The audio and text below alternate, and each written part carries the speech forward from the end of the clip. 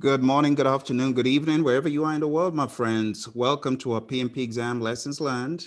Gives me great pleasure to introduce our speaker for today, one of my students who is now no longer a student, thank goodness. Let's have her introduce herself. Hi, Phil. Thank you for inviting me for this. My name is Stephanie Hurtado Leonard, and I live currently in Huntsville, Alabama. I met Phil in 2017 in November at a SHIP conference, that's Society of Hispanic Professional Engineers. And he presented I believe it was a 15-hour course at the SHIP National Conference. And I took it live and I said to myself, oh, I'm just going to take it to see if this is for me. Then after that, I was in love with the whole material, how it was so easy, where I learned from Phil.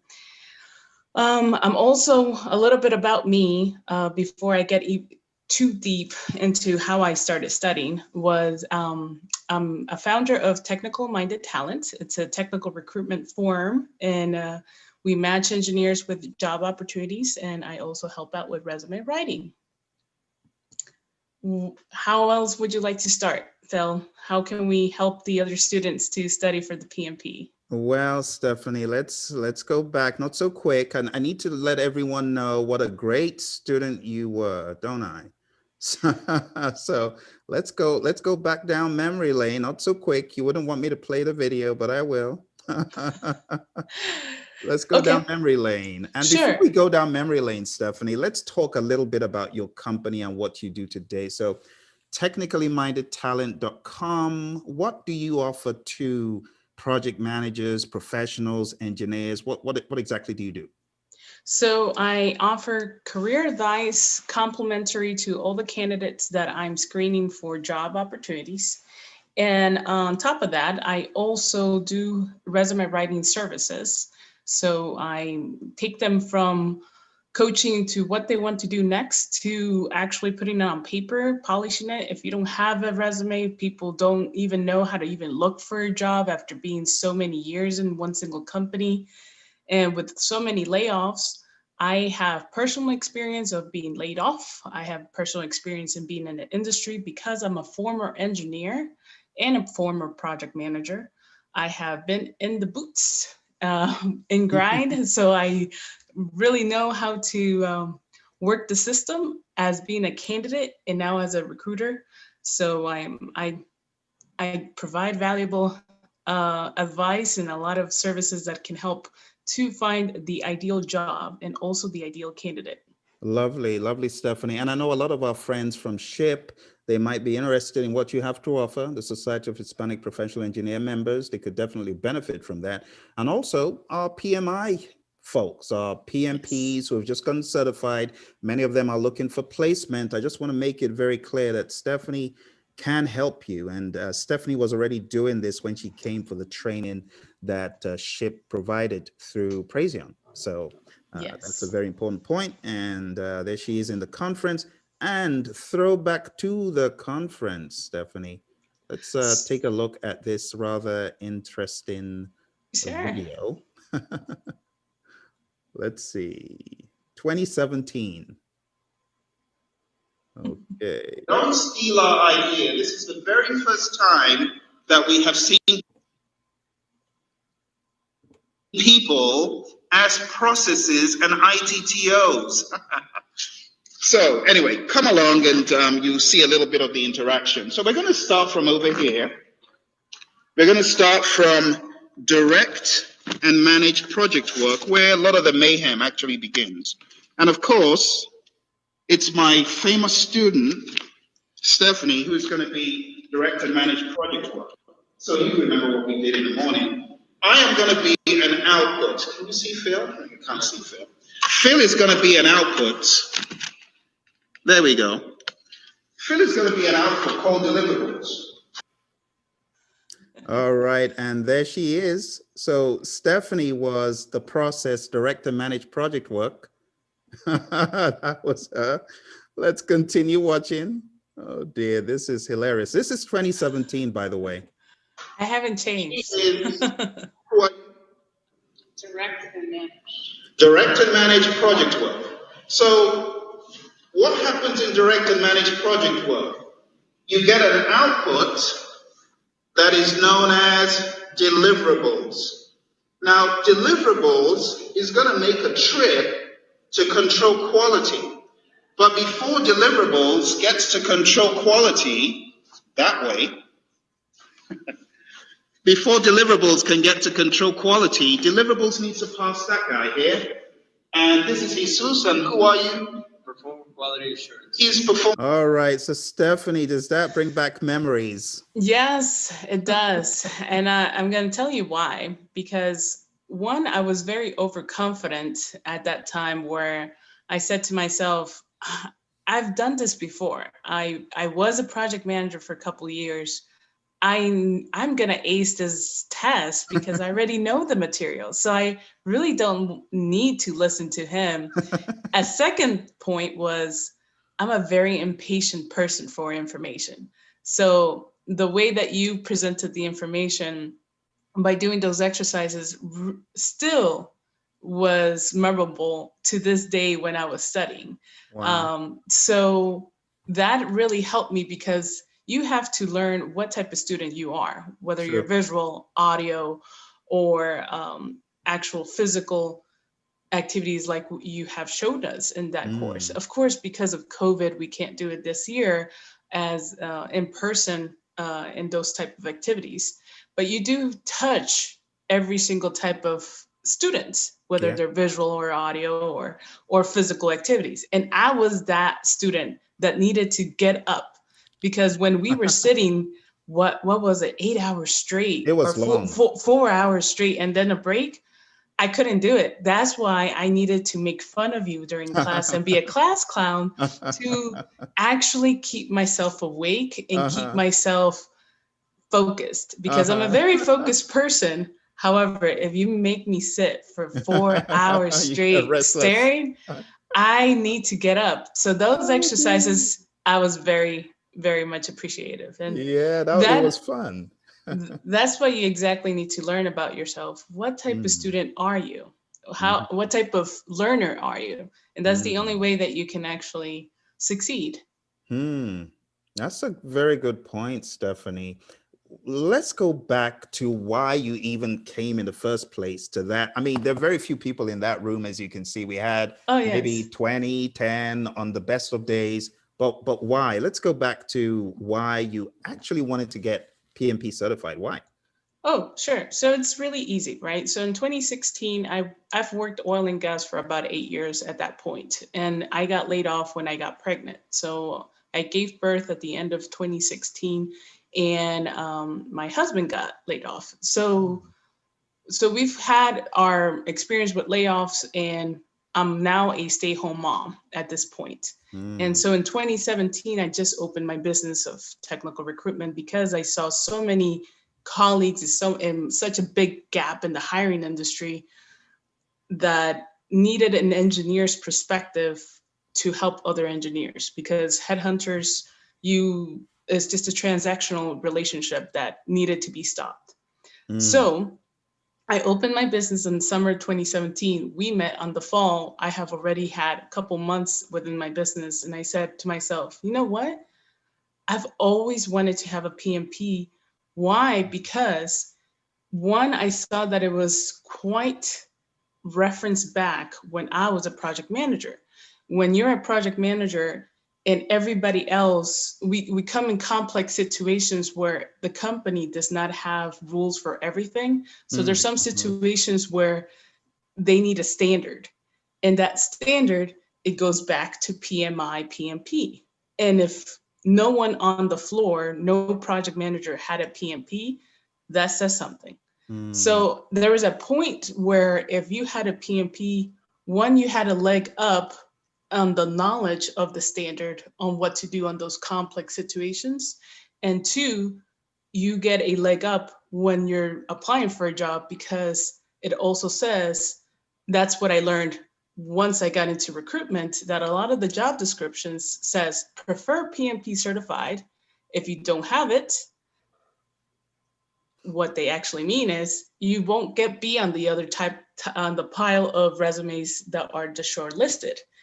If you don't have it, then you're going to be in the thousands of piles of candidates. But if you do have it, you're going to be in the short list that that will be the key to get an interview in those type of positions that desire to have a PMP certification. So those two reasons that was the two. The third and final reason was because I noticed when I got into recruitment that a lot of the stay-home parents, whether you're a woman or a man, a lot of the questions during the interviews was, what did you do during your break from your career and when you were a stay-home parent? How did you self-improve and what did you do for career development? So something that is very valuable is to get certified in something that you will like to continue your path after being a stay-home parent. For me, a PMP is my backup plan as well. In case my business didn't grow as much as I can in terms of impacting people's lives, then I can probably go back to corporate America after the kids are in a certain age. So at least that's my self-improvement journey. So Absolutely. a PMP certification is the stamp. That is a really great point. And for those of you watching, Stephanie and Praizion, Stephanie's company, Technically Minded Talent, and Praizion will be doing some collaborations. For those of you who have gotten certified, you're looking for work, you're looking for a job, you're trying to position yourself. If you want to know more about that, just stay tuned to the website. It's called the Project Leadership Institute website, projectleadershipinstitute.com. If you go to that website, you'll be made aware of what exactly we're going to be doing in 2021. We're going to be having mentoring, coaching, and part of our mentoring and coaching is going to bring Stephanie in to help those of you who are struggling with your resume. You're trying to write your resume. You keep making the same old mistakes. Or as she told you, some people just get thrown onto that pile that doesn't go anywhere. You don't want that. So you want someone like Stephanie who is in the know. These are scary stories, Stephanie. Let's go back to PMP before we scare anyone off with the tales of recruitment. Oh my goodness. Talk about a stack that leads to nowhere, bridge to nowhere. My goodness. All right. So leading up to that SHPE conference, you decided, okay, I'm going to take this course. I'm going to come in. You came in and then you'd taken our course in the SHPE conference. And then you came to one of the courses we had outside of SHPE where you were engaged in training via Zoom. And how did that work? How was that for you? That was in 2019, right? Last year? Yes. So after 2017 November, then a year passed and let's just say that I slacked off and I decided to focus on my business first and then take the PMP exam once once my first kid was to a certain age that I was able to handle, to balance everything, balance my schedule. So once in 2019, I was able to have help to look after my kid because in 2017 I didn't. So 2019 I did. My dad helped me out and I used to go to the library to go study for a couple hours and then I will come back. And then I had a second child as well in 2019. So that didn't, so there's no perfect time to do anything that you want, right? You're right. It's just, I mean, 2020 happened, right? So, so sometimes you just gotta do it. So, and the way to do it is either just be focused on the end goal. So once you know what's the end goal is, what are you gonna do with this certification? Then that should be your focus, just like weight loss, right? So if your weight loss training is a certain number of weight, then that should be the end goal. So in 2019, I took the exam after doing some self-studying, and I realized that I should have taken more of the mock exams, and I didn't. What I did was I finished up your course of 35 hours. I also did all the little quizzes of all the 13 chapters. I read once the book, but I didn't take the entire mock exam, right? So I took the exam, I failed it in 2019. And I said to myself, I should have taken those mock exams. So I saw that I only had 1 year of before it expires. Oh, wow. So I can take the exam, correct? So this was this fall. And in November, I kept seeing your advertisements for another course. And I said to myself, no, I this time I'm going to do it different. This time I'm going to get a study partner. And I'm going to look who in my candidates list and who I have a good relationship. And good thing there was a candidate who just happened to be my friend for 10 years. Wow. From my first SHPE conference. Are you kidding? Yes. Wow. So that was quite a relationship and quite a coincidence that he was planning to take the exam as well. Wow. And so we teamed up every night for 1.5 hours to review mock exam questions. And so we didn't do it timed. We do it one by one question, trying to see the logic of each one's. I would pick one answer, he will pick another, and then we will compare the logic of each one. And we're both engineers. Yeah. So having the engineer mindset also helps because we both tend to overanalyze. Yes. So here's another thing that I did differently, that I empty my cup of water knowledge of all of what I had in project management, and I emptied it out. And I start over because the PMI book, the Pmbok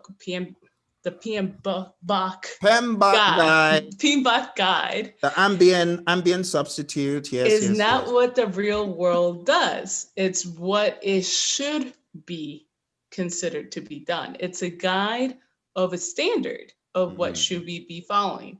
So 2019, I was answering all the questions, how my experience, we would have done things at my company. But I had to realize that all the scenario questions were asking me across the industry of what would a project manager do in all the industries, not only in the industry that I was, not only in the company, because every company has a different culture. So that's what I should have really realized. And I totally agree. Engineers, so Stephanie's is chemical, I'm civil. Let's be honest, we overanalyze. And that could be the death knell of people's exam, because you get into this paralysis. You're analyzing, and then you become so frozen and you go for the wrong thing because you've overanalyzed. So how did you overcome that, Stephanie?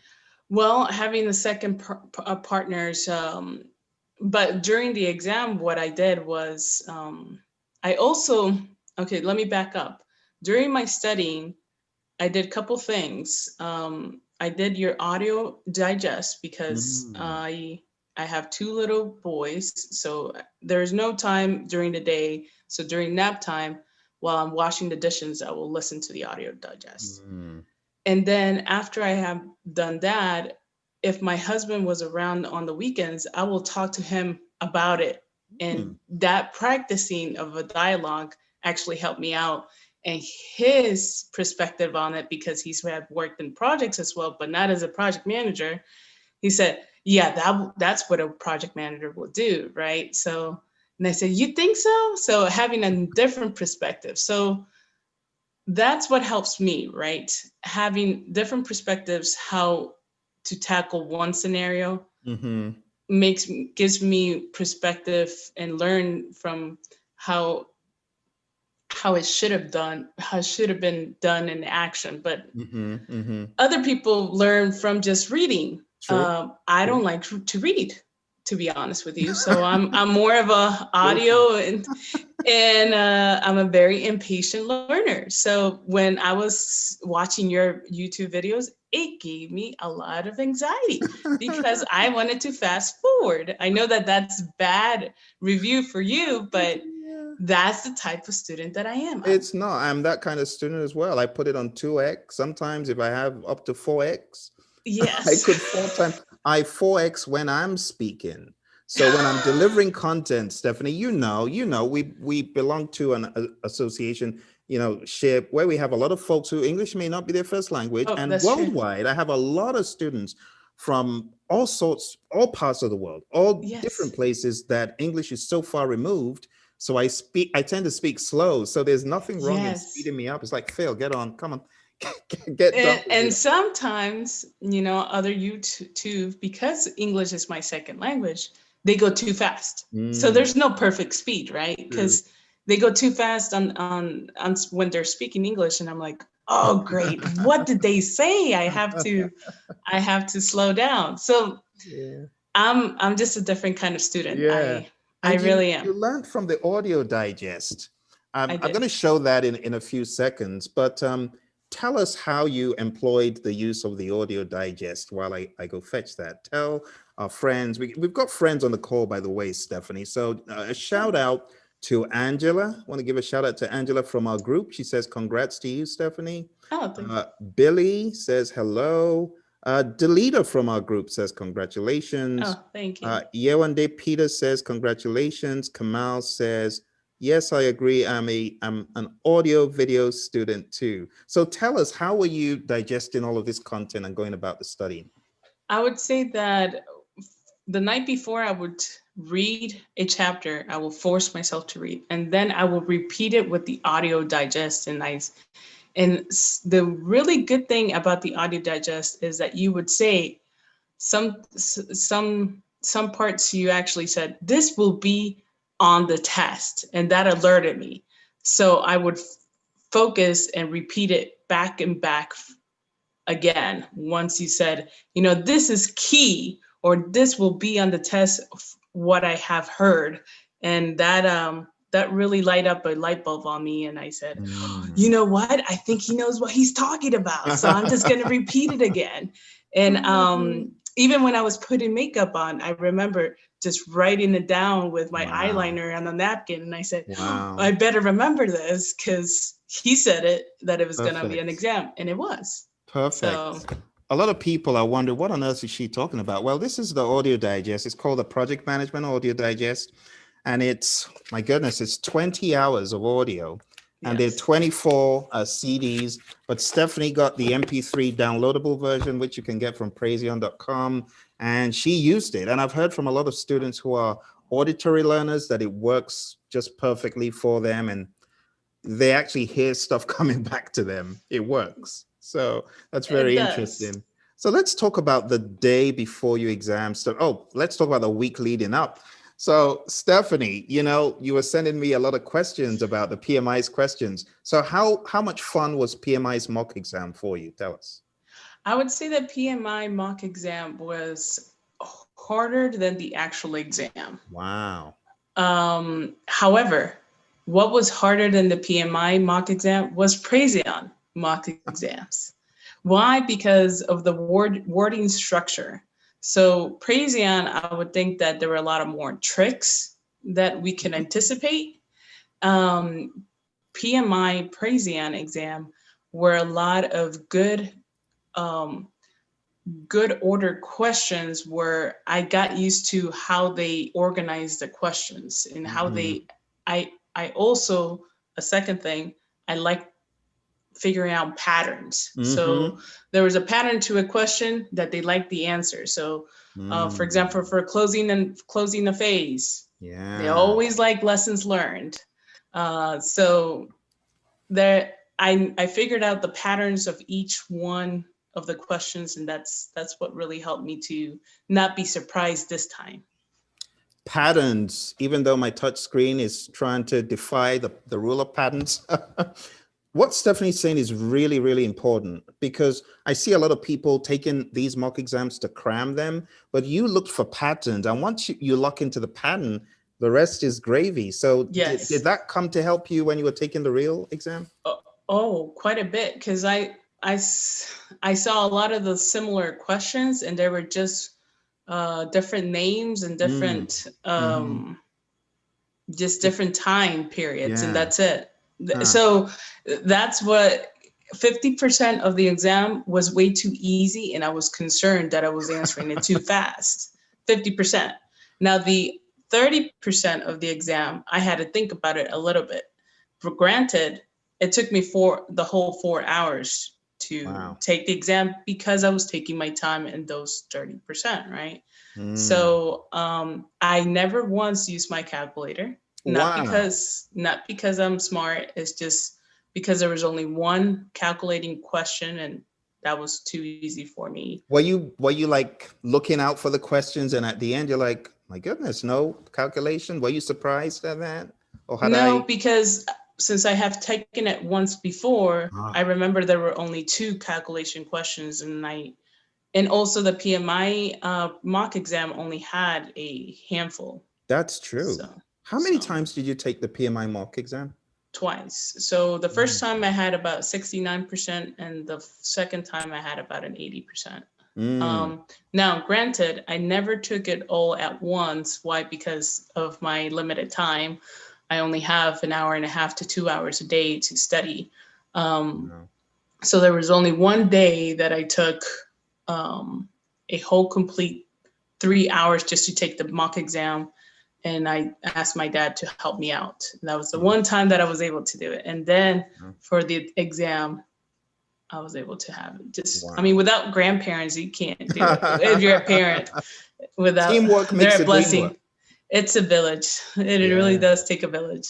Yeah. And I think this will really help some of our students who may be struggling and they're not enlisting the help of their stakeholders, people at home who can help them, watch the kids, do errands, whatever the responsibilities are. Because I know for you, it's tough. Your kids are not old, they're young. My goodness. 1-year-old and 4-year-old. So One it's year old. One. I one and a hope half. Yeah. I hope our friends are listening. So do you want to give us some tips about, I know you've talked about how, folks jumped in to help you, but for you to consistently maintain some studying, I know part of it was you used auditory methods and you're a big auditory learner. Is there anything else that you would recommend to our friends who may have kids and are kind of putting this on the back burner? So don't be afraid of the mock exams to leave it to 4 hours. Break it up. You can take it 1 hour, the PMI exam, and you can pause it and then come back where you left off. Some people don't know that, and I didn't know that.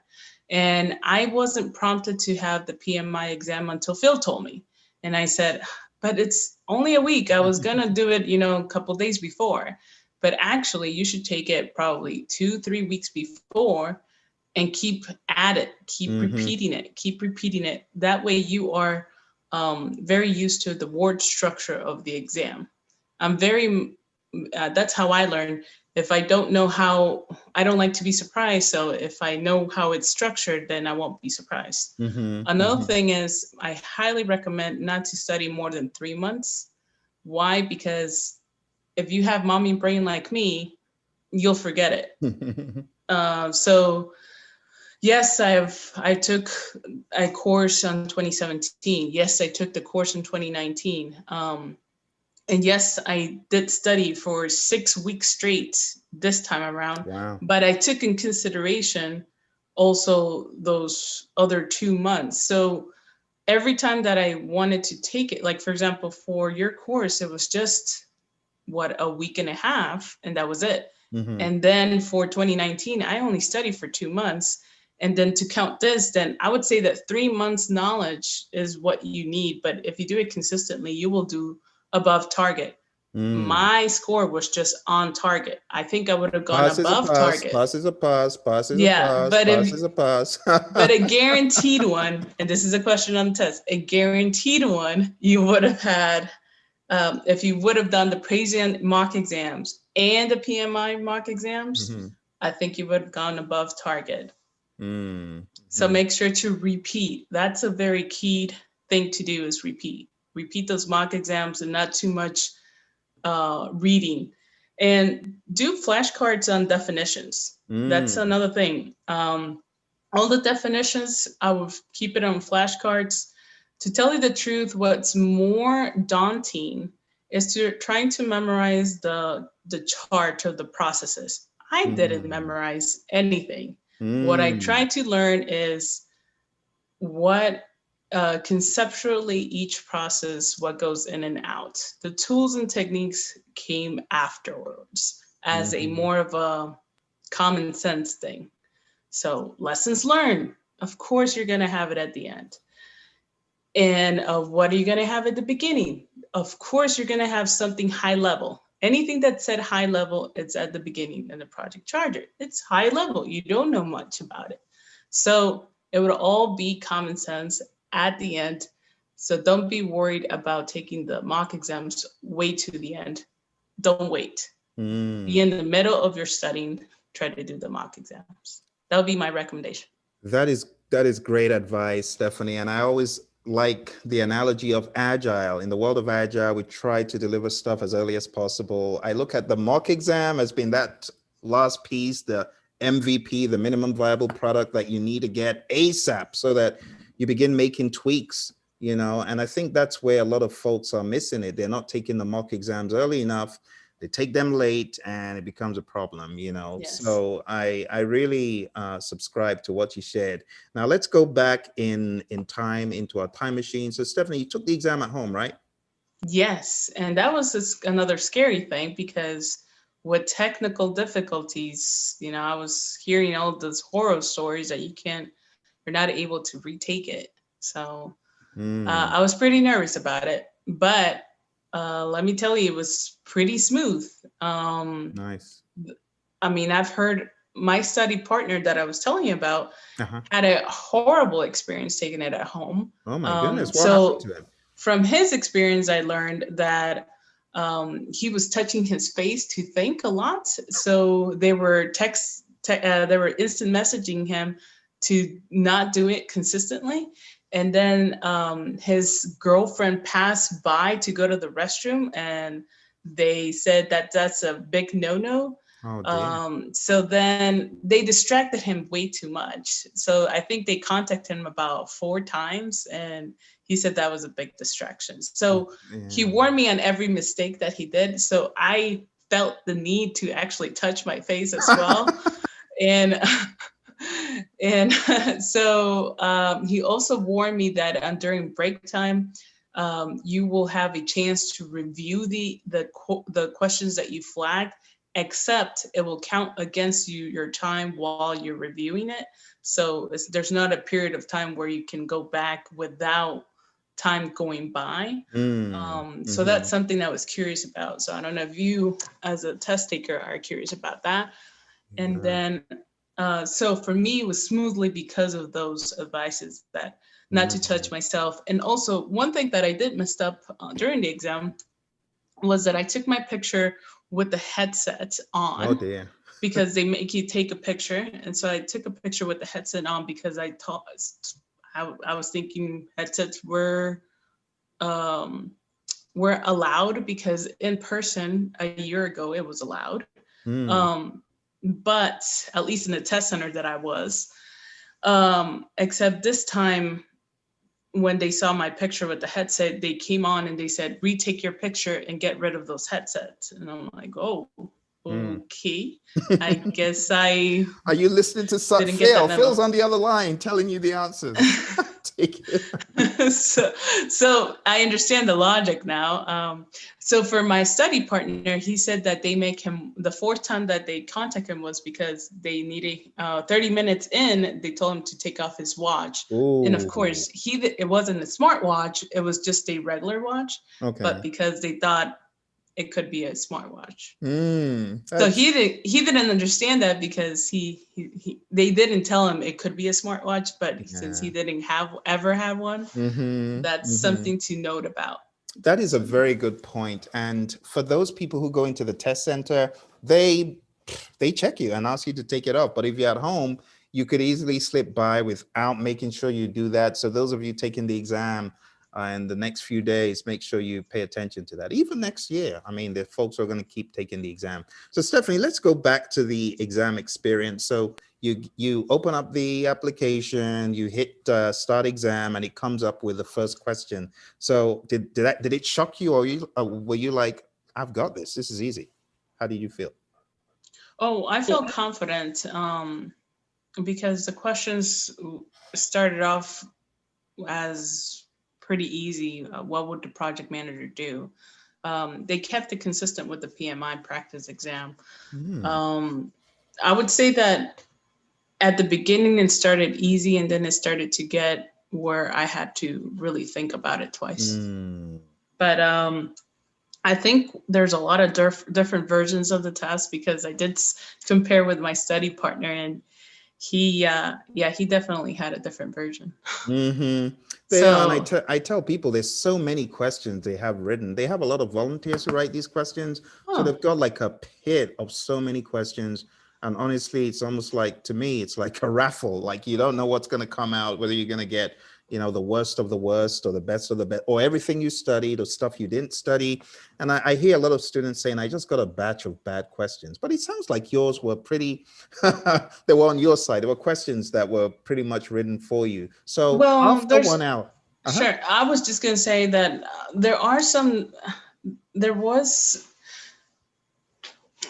that some of the scenarios, I think a great percentage was change requests, and then the some of the questions that were about definitions, like what diagram should you use for this. Mm-hmm. That's where it got me a little bit to think about, because for example, the control chart or the Ishikawa chart, Ishikawa, yeah.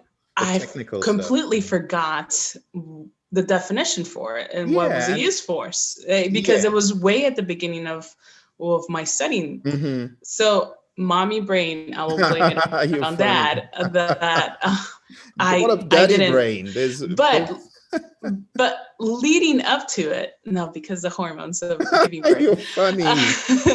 But Oh dear. leading up to the test exam, the exam day, I would say that I studied the night before. Up to that point, I even studied. I was still taking mock exam questions, and then I scheduled it for noon to take it at noon. The whole morning was a day off from my kids, from everything. I was just driving and not thinking about anything else. I Good. even had a Starbucks. I haven't had a Starbucks in years. So I treated myself. There you go. I was in my mood where I was trying Mm. to pamper myself.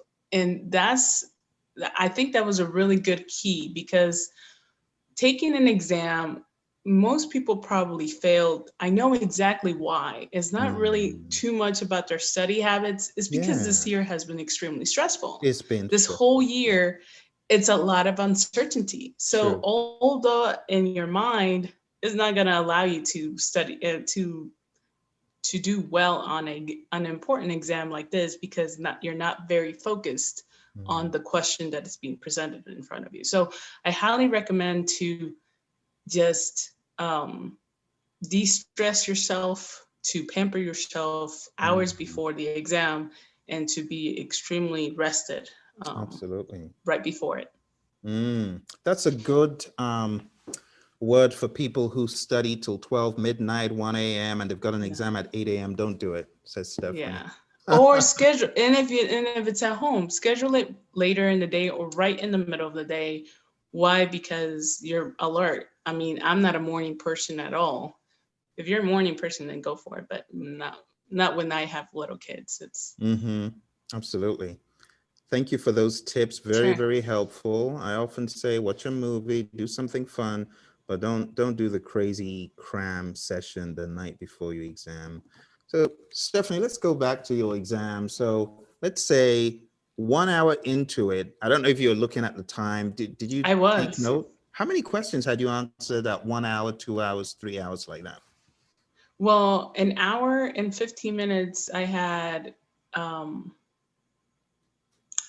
about 60 questions. But I noticed that halftime, which was 2 hours, I had 89 questions. So I figured that I was quite behind. So yeah, so it was 240 minutes, and the break time, I took it at 130 minutes. So yes, so I would say that after that I rushed. So after the break time, I had to rush. So what's important is that I had 50 questions left, and I had 30 minutes on the clock left over. So I had to even rush even more. Are you kidding me, But Stephanie? 50 questions left and you had only 30 minutes? yes. Oh my So, gosh. but here's the thing.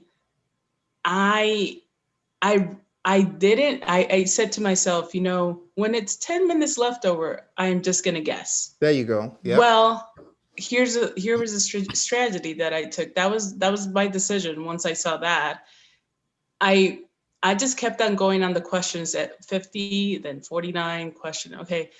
And I just didn't rush it. I just answered how it was presented. And then I looked at the clock and I was at question 199 and there were 3 minutes left. Wow. And I didn't rush. And so I didn't guess. So I flagged only about 6 questions. And in those 3 minutes, I went back to those 6 questions. And I had 30 seconds on the clock left when I finished going through those flag questions. And in those flag questions, I'm like, those are the ones that I got wrong. So I was confident that in both sections, I flagged only less than 10 questions. And I said to myself, those are the ones that I guessed. So I'm confident that at least 15 or 10 questions I got wrong out of 200. So I was confident that if I don't pass this test, there's something I should argue about. so once you're done, it doesn't say pass or not pass. That was the concerning part, when it just says congratulations. And I said, ooh, congratulations on completing or and then you start, dissecting the question, because you have already done that for 200 questions. So you start dissecting for words. They're like, what's the keyword here? Oh, congratulations on earning your certification. That means I passed.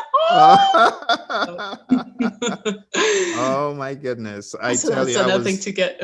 Yeah, I was in the car, like driving around, when I happened to stop and up comes a message, and I'm like, what?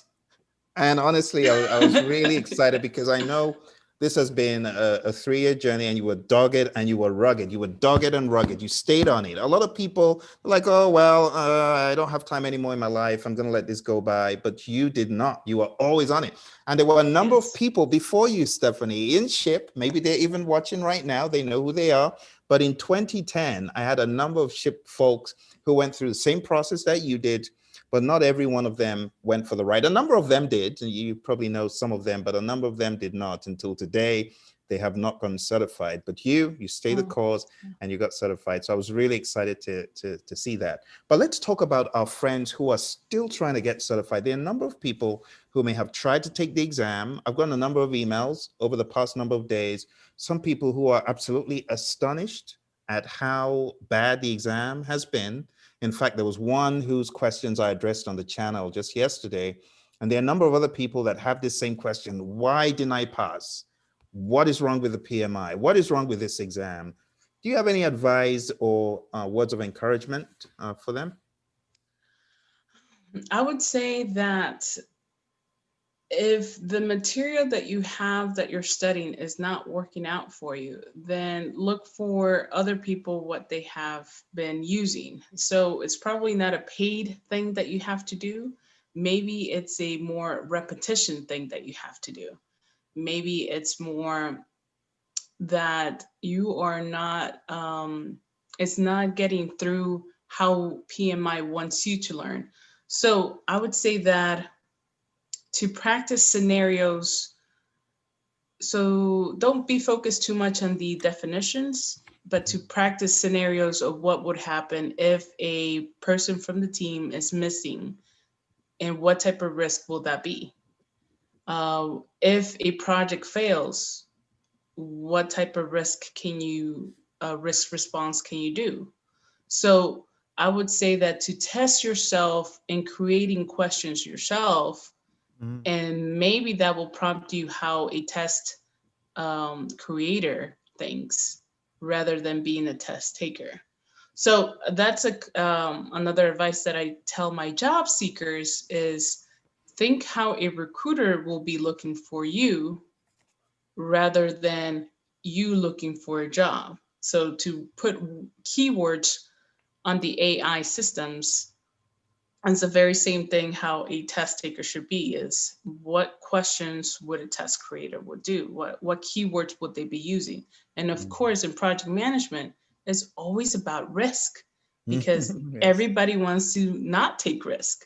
So risk is number one and change requests. And that was 90% of the exam. So Mm. to focus on scenarios of what would happen and what action would a project manager do. And don't be too focused on if cost was a also be focused on what is your gaps on the mock exams. So Mm. when you kept repeating fill in the gaps, I didn't quite understand that the first time.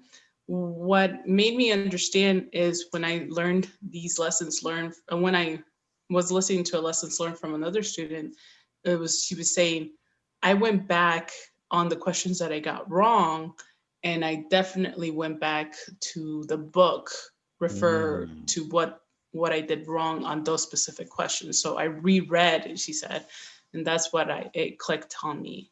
Mm-hmm. This is So very helpful, Stephanie. And we've got a number of folks. I want to give shout outs to those who are giving you shout outs, Stephanie. So we oh, have number of folks here. Suleiman, Miss TJ passed the exam yesterday. Congrats, NC worker. Good to see you. Raquel R says, congratulations to you, Stephanie. thank you. Kamal, Crystal, test tomorrow morning. All the best, Crystal. Oh, there you go. um, Pamper who yourself. else? We have Ikichuku who says, congrats, you did it. Crystal says, those 25 survey questions seem like a pain, wasting our time. So, I didn't take those survey questions at the end of the exam. By the end of 4 hours, you're done.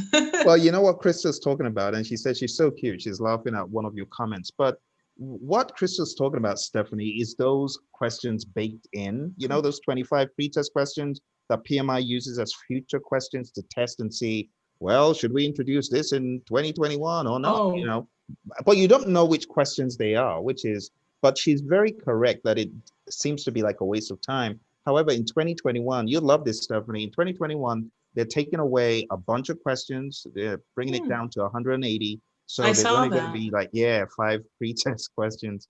And then the exam will be shortened by 10 minutes as a result. Oh, And then you'll have one extra break, which is quite funny. oh, Joe Fellini Franco says, I take my test tomorrow at 5:15 p.m. All the very best.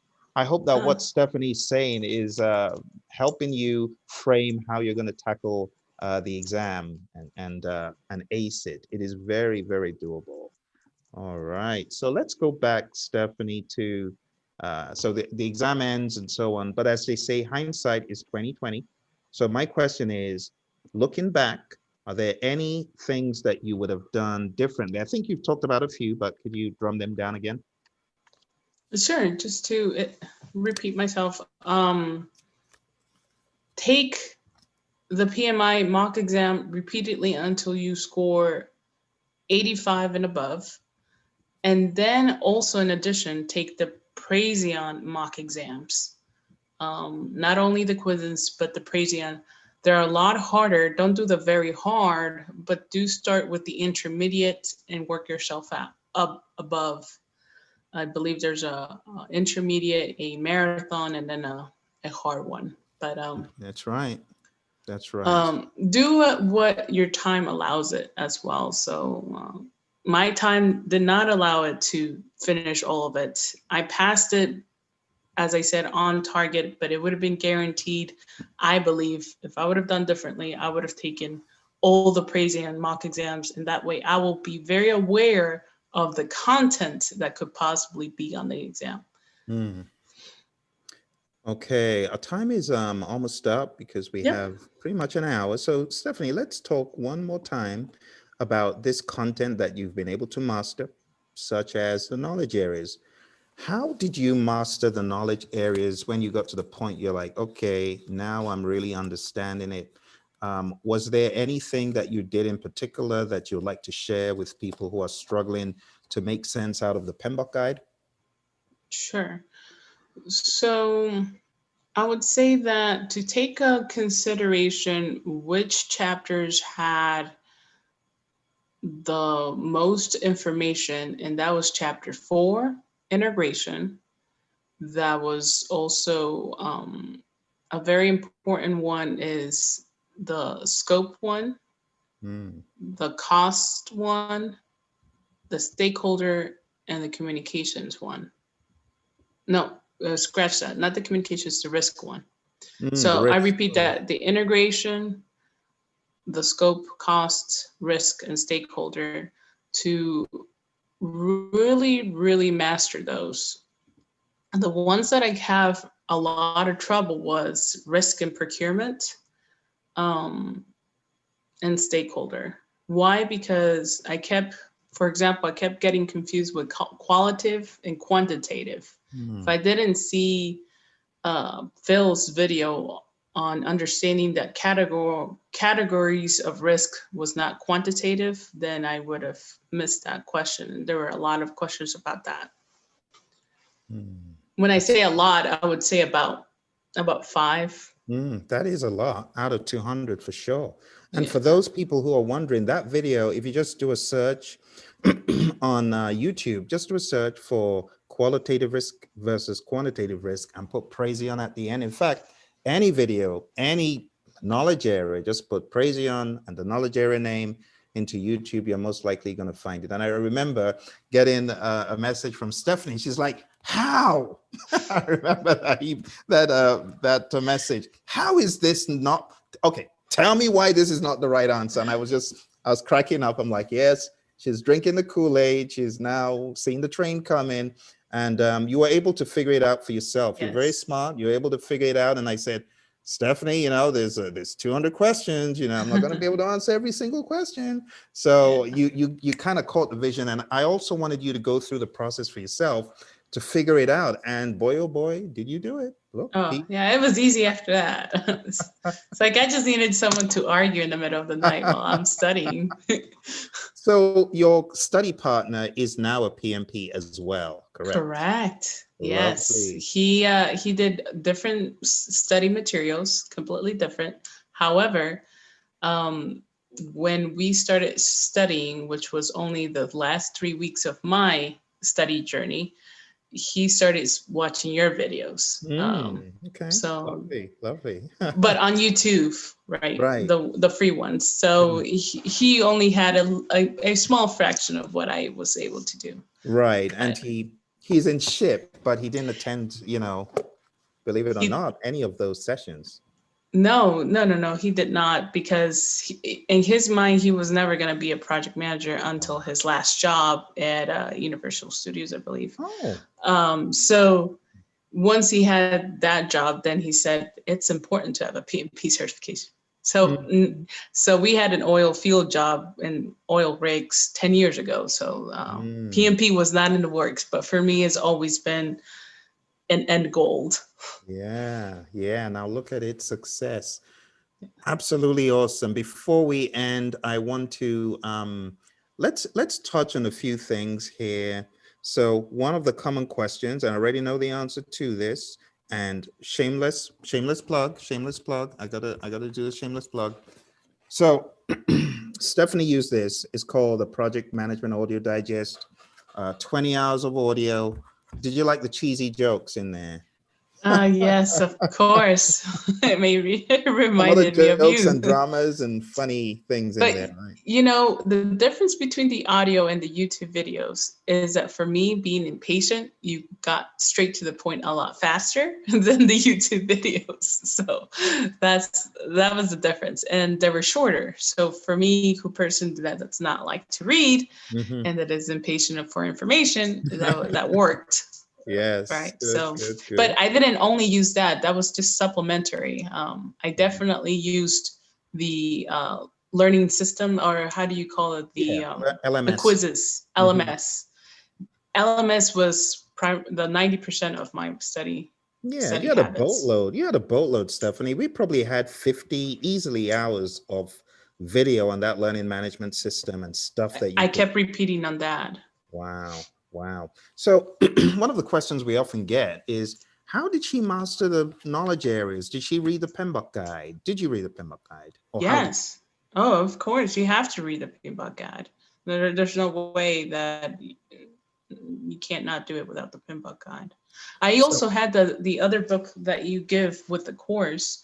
I kept the yellow book, oh yeah, the which was a essentials book. supplementary.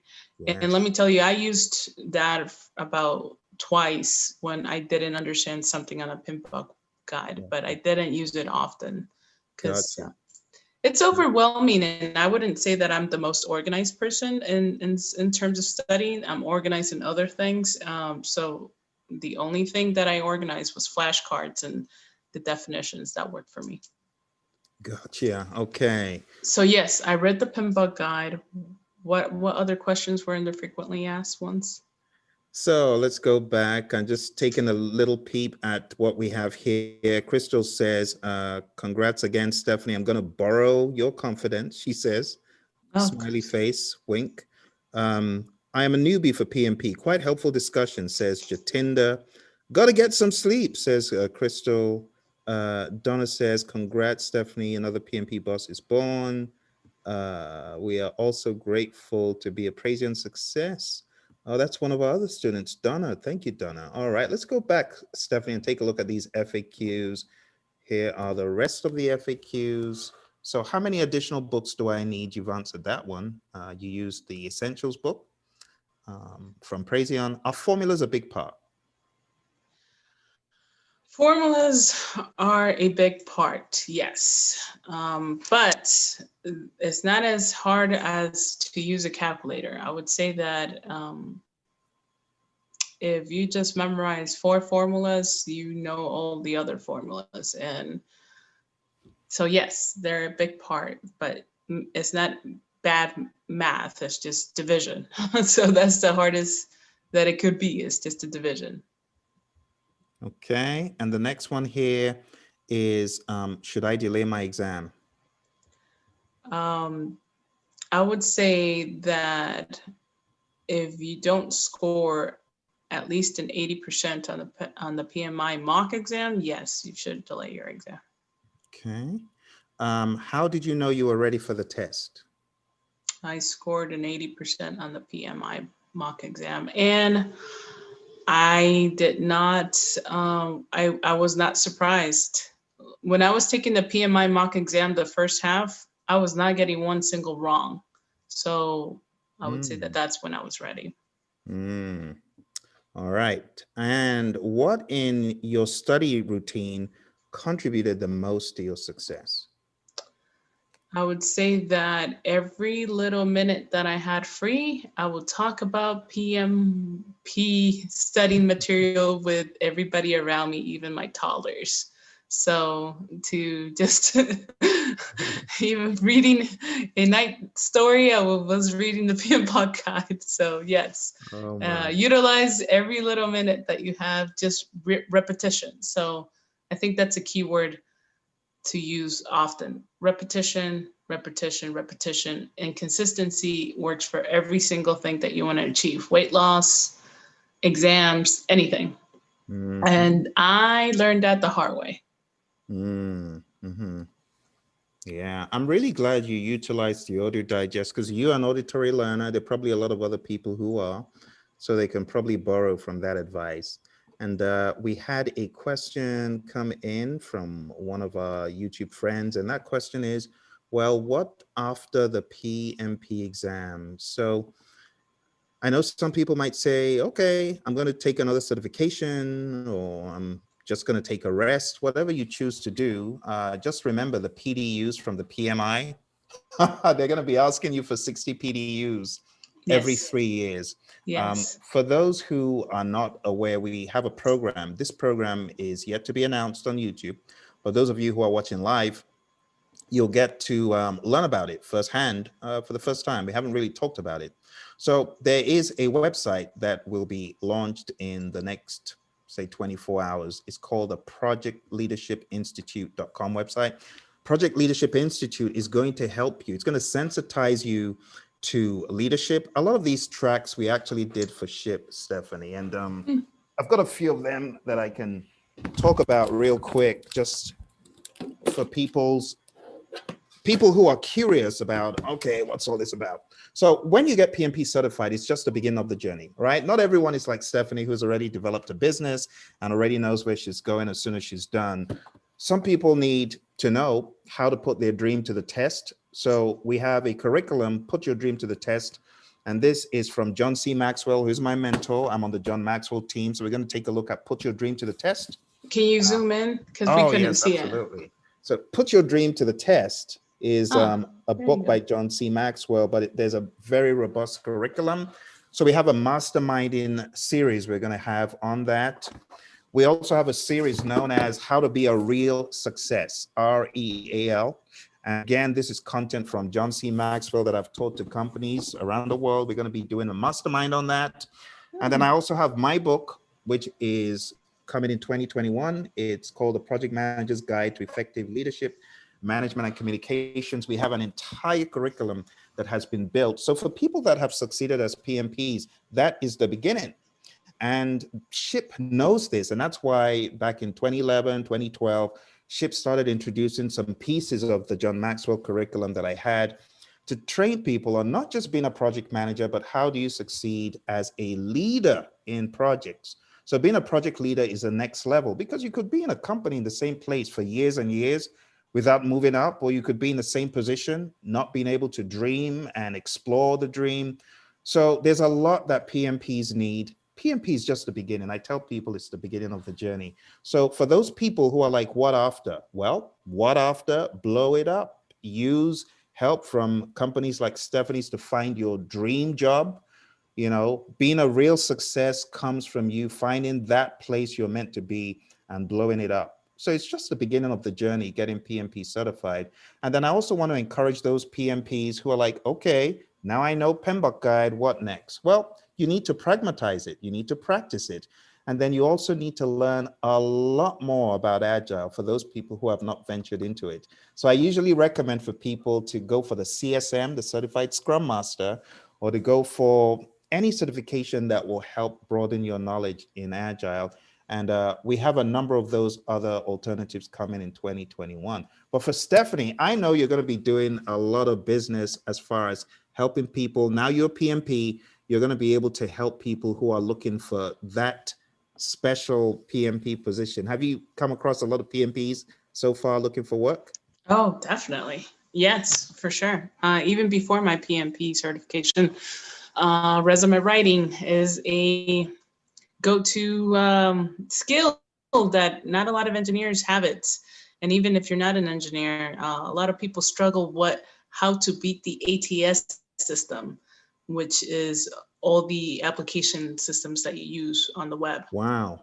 So that's every 5 years, it grows at the evolution of how to write a resume, it grows. So you should really reach out for help if you need help, because don't be embarrassed. I have plenty of people that are 20 years, executives, director levels. They've been with the same company for 15, 20 plus years, and they still put their AOL email address as a personal. I'm not kidding you. They put the AOL, Lycos, they put Hotmail, they put their whole personal address. We laugh because we are continuously in tune with our social media updates and everything that is around us, but there are some people don't even update their LinkedIn profiles. Sometimes they even have less than 100 contacts, and I'm surprised because that is how we do business, right? But before I did business, I never updated my LinkedIn profile either. And that is the niche that I provide, that I have a lot of candidates that are not even on LinkedIn. And that's okay with me because that's my vault, but it's not okay with them because they don't find jobs. So I hold their hand quite literally, step by step, and it's complimentary because at the end, it's a win-win situation. The employer that I help to have a talent, and the talent that I am polishing gets a job in a job that they want. So it's a win-win. That is awesome. So again, it's technicallymindedtalent.com. Make sure you go there if you need help. A lot of people need help. And for those of you who are asking, okay, what do I do next? I'm done with the PMP. I want to advance. 2021, I want you to visit the site. It's called projectleadershipinstitute.com. Go there, check out what we're going to be offering in the next 24 hours thereabouts.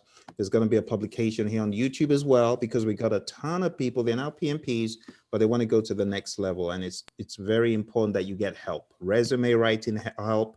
Don't stay in that position. If you know that that is not where you're supposed to be, seek help and blow up this whole thing about the job market. There are jobs out there. They are still offering people good salaries. And Yes. like I said, Stephanie can help you do that. So Stephanie, I think we pretty much got all of the questions out of the queue. Let me see if there's any other one. Donna, thank you very much. Says, looking forward to the course. How many times did you take the PMI mock exam? So Stephanie took it how many times, Stephanie? Twice. Lovely, lovely. Twice. Until I get 80. Until you got an 80 something, right? Yes, 80 something. Good. I can't remember. Good. Well, I want to say a big thank you to your family for Thank you. helping us deliver these lessons learned. You always need the team, not only to take the exam, but even for the lessons learned. So a big thank you to your husband, your kids for the support, your dad for the support, your parents, your folks for the support, and for anyone else who was part of, your study buddy. In fact, your study buddy. It's a pity we don't have your study buddy to talk to. Maybe that will be another episode. But Stephanie, I want to say a massive thank you. Really excited, as you can tell, because we've come full circle, 3 years. It's not a little journey at all for you to keep staying on it. And I think that should give hope to those folks who may have started the exam journey, maybe this year, last year, whenever you did. You can absolutely do it. Any parting words, Stephanie? Repeat, repeat, repeat. Repetition will help you. Thank you so very much. For those of you on YouTube, I want to thank you. We also have some friends here on Zoom, Stephanie. So we have Amanda, we have Bella Marie. Amanda says, congrats, Stephanie. Thank you for sharing. And I want to say thank you to everyone who joined from LinkedIn. And we'll see you folks very soon. My pleasure. Have a good one. Have a good evening. Bye for now. Bye.